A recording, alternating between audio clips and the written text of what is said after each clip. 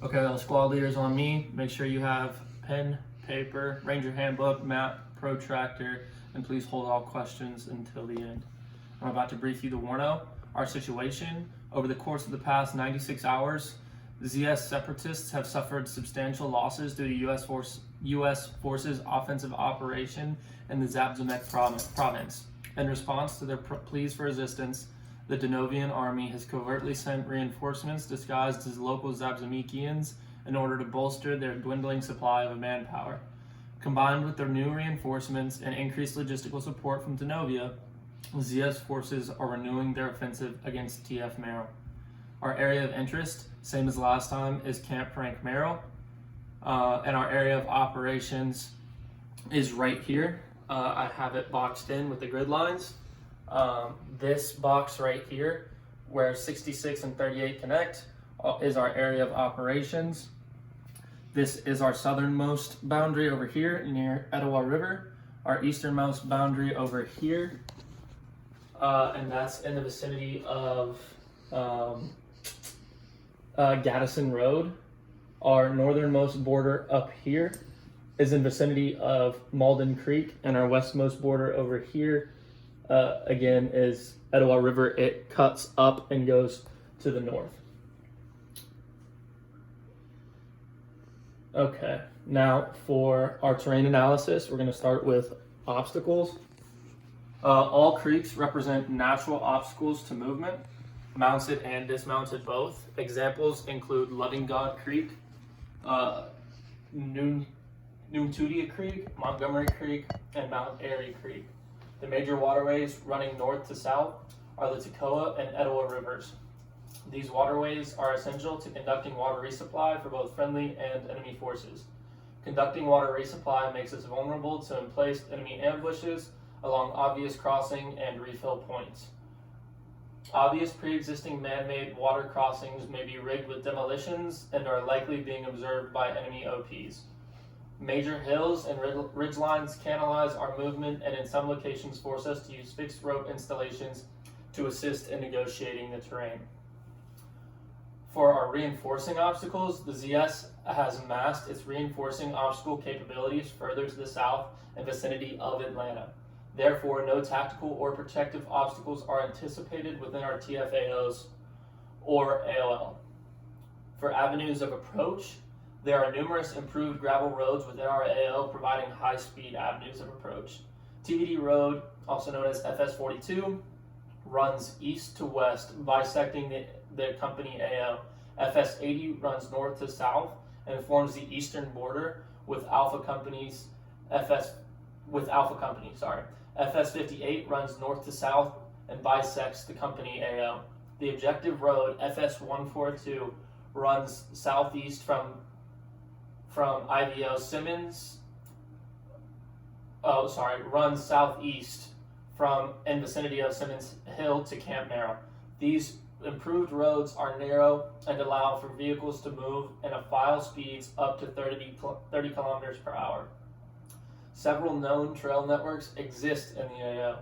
The most prominent is the Appalachian Trail, which runs east to west, paralleling TVD Road. North of Camp Merrill, then heads toward Gooch Mountain in grid square 715384.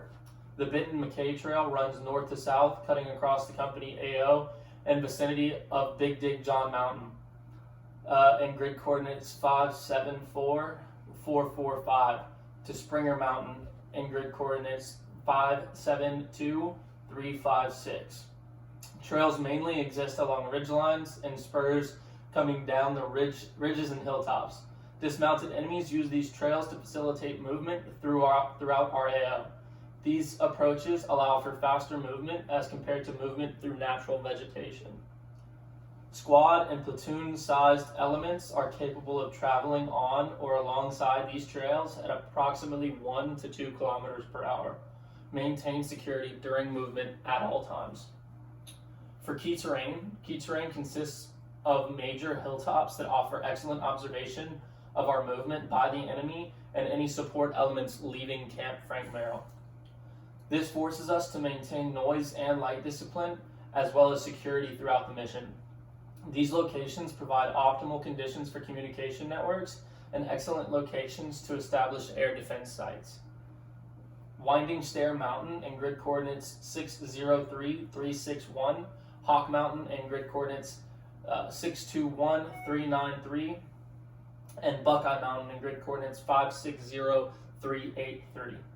The intersection of FS42 and Rock Creek Lake Road in vicinity of Hightower Gap, and the intersection of FS42 and FS58 in vicinity of Winding Stair Gap are key due to their vicinity to Camp Frank Merrill and the crossroads between the two most predominant high-speed avenues of approach.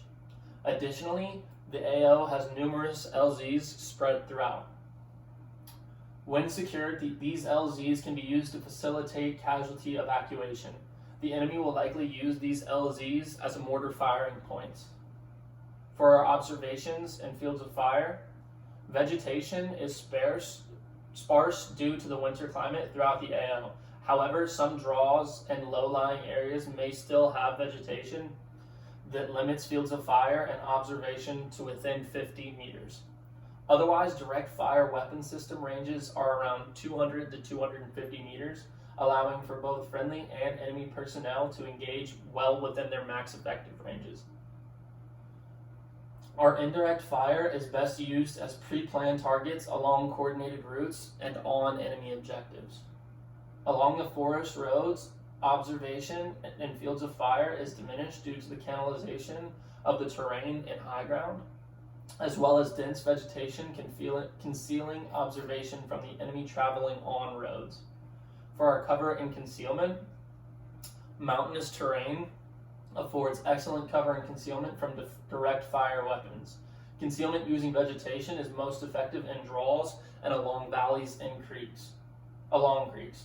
Concealment from overhead observation is effective near streams where the vegetation is denser.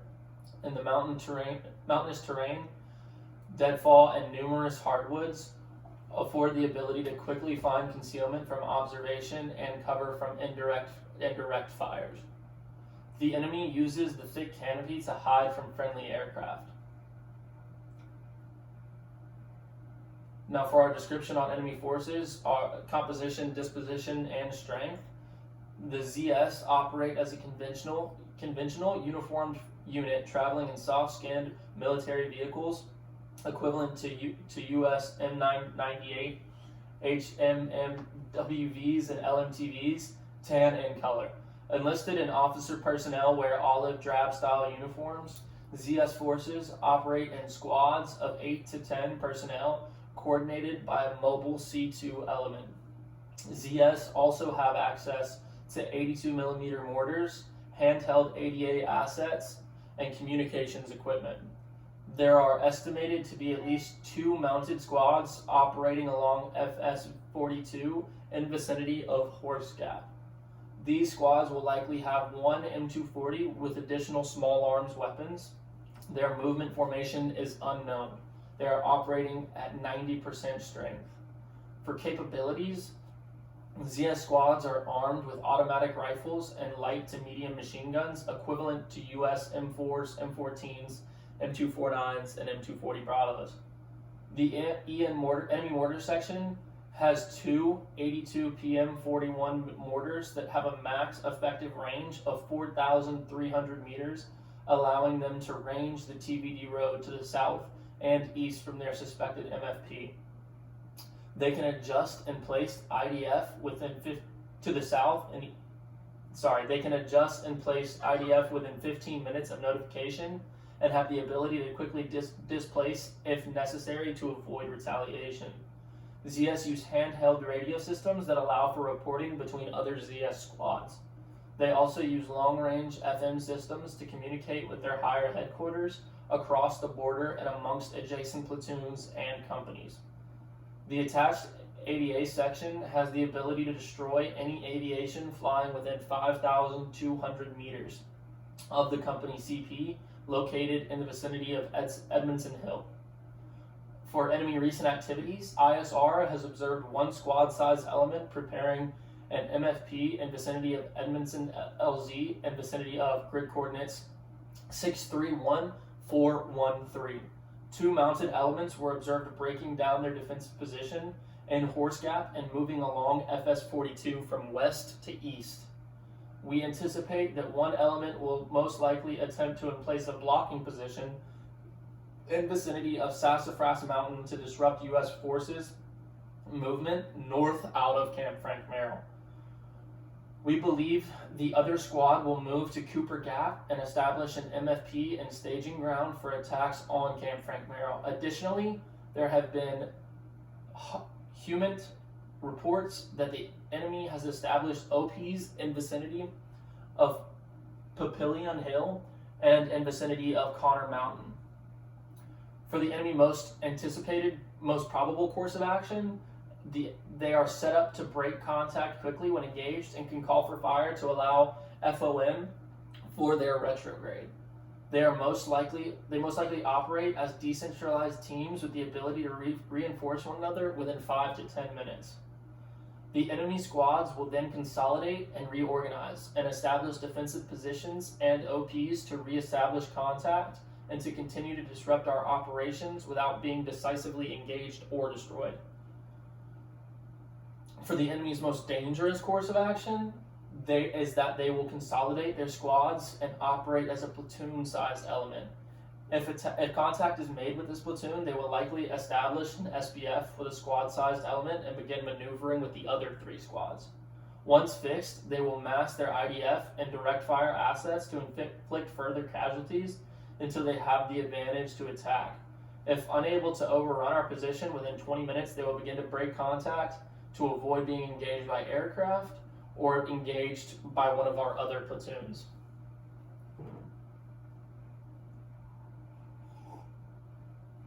For our friendly forces, our battalion mission, TF Merrill destroys enemy C2 nodes in AO Toccoa no later than 09/2000, February 2020, in order to prevent ZS from conducting a coordinated attack on Camp Frank Merrill. Our key tasks are to destroy enemy C2 nodes in AO Toccoa, to disrupt ZS freedom of maneuver, to conduct drug trafficking and terrorist recruitment within the AO, and prevent enemy ability to mass combat power on Camp Merrill. For our expanded purpose is to prevent DRF and ZS from setting the conditions for successful annexation of Zabzamek. Our end state is to have enemy forces destroyed on each company objective, have coalition forces postured to follow on operations, have AOAs in the AO preserved, and have the local populace remain supportive of the Atropian government. Our company mission is Alpha Company will conduct an area ambush to destroy enemy troop convoys along FS-42 no later than 09/1830, February 2020. In order to prevent ZS from conducting a coordinated attack on Camp Frank Merrill. Our attachments and detachments, we have 1 medic and 1 forward observer per platoon, and for detachments we have none. Our mission, no later than 09/1830, February 2020, 1st Platoon will conduct an ambush to destroy the enemy on objective Cougar in vicinity of grid coordinates 664-388 in order to prevent ZS forces from conducting coordinated attacks on Camp Frank Merrill. I say again, no later than 09/1830, February 2020, 1st Platoon will conduct an ambush to destroy the enemy on objective Cougar in vicinity of grid coordinates 664-388 in order to prevent ZS forces from conducting coordinated attacks on Camp Frank Merrill. For our execution paragraph, we'll start with commander's intent. Our key tasks are to conduct undetected infiltration by foot, to clear North Hightower Gap, destroy all enemy personnel and equipment within the AO, and occupy a patrol base undetected and postured to conduct future combat operations. For our expanded purpose, we are to prevent the annexation of Zabzamek by ZS forces and Danovia. And our end state is to have all ZS forces destroyed, all key routes within the AO withheld, friendly forces postured to rapidly project combat power throughout the AO, have local and national authority reestablished, and local populace remain supportive of the Atropian government.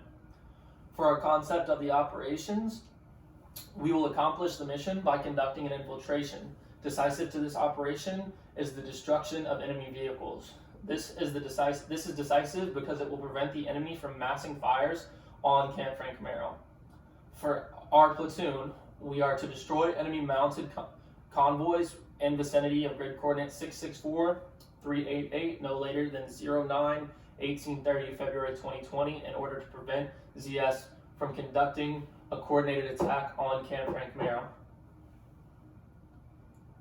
For phase 1, planning and preparation, this phase starts with the receipt of the battalion upward and ends when Alpha 2 SPs from CFM. Critical to this phase is the briefing of platoon upwards in order to ensure shared understanding and provide the framework for common operating pictures. Phase 2 is movement. This phase starts when first platoon and second platoon SPs from CFM and have established their ORP. Critical to this phase is the undetected movement into enemy controlled territory.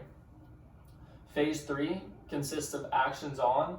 This phase starts when first platoon has established their ORP and when first platoon has reconsolidated at the ORP after completing their mission. Critical to this phase is the successful conducting of the ambush. Phase 4 is the movement to patrol base. This phase starts when Alpha 1 has reconsolidated at the ORP after completing the ambush mission and ends when we have established our patrol base. Critical to this phase is the undetected movement from the ambush site to the patrol base site. For a scheme of movement and maneuver,